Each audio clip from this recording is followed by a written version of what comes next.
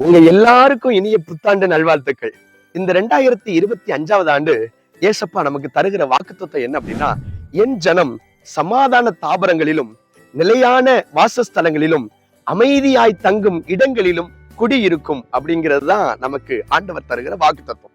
ஆமாங்க, கடந்த வருஷத்துல நிறைய சண்டைகள், சச்சரவுகள், மனசுல நிம்மதி இல்ல, அமைதி இல்ல, நிறைய குழப்பங்களின் மத்தியில நம்ம வந்திருக்கலாம்.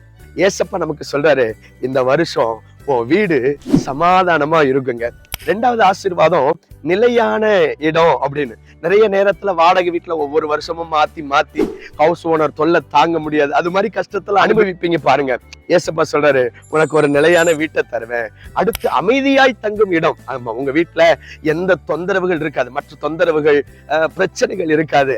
அப்படிப்பட்ட சமாதானமான ஆண்டா ஏசப்பா உங்களுக்கு மாற்ற போகிறாரு. சோர்ந்து போகாதீங்க. உங்களுக்காக ஜெபம் பண்ணட்டா? கிருபையுள்ள பிதாவே, இரக்கமுள்ள ஆண்டவரே, நீர் தந்த இந்த நல்ல வாக்குத்தத்தத்திற்காக நன்றி செலுத்துகிறோம் ஆண்டவரே. இந்த வாக்குத்தத்தை நிறைவேற்றுகிற கர்த்தர் இந்த 2025வது ஆண்டு உங்களுடைய பிள்ளைகளுடைய வாழ்க்கையில சமாதானத்தை தந்து நீர் நிறைவாய் நடத்தும்படியா நாங்கள் ஜெபிக்கிறோம்.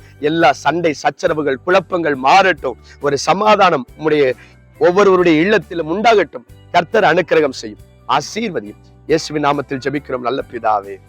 ஆமேன், ஆமேன், ஆமேன், ஆமேன். சண்டை சச்சரவுகளை மாற்றி சமாதானத்தை தருகிற கர்த்தர் உங்களோடு. God bless you.